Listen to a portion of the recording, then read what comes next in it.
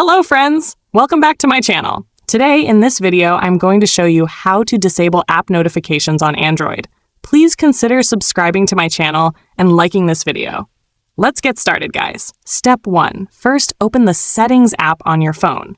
Once inside, find the Home Settings menu.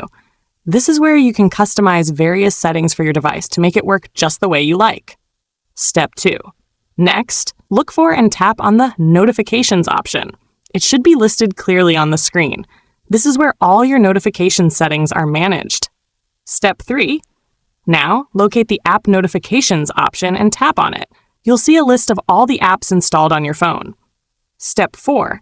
To make things easier, click on the Most Recent option at the top. Then select All Apps to view the complete list. Step 5. For the final and most important step, scroll down the list of apps. Find the app whose notifications you want to disable and simply toggle the switch to turn off notifications instantly. If you found this tutorial helpful, don't forget to like this video and subscribe to my channel. Thanks for watching, and see you next time.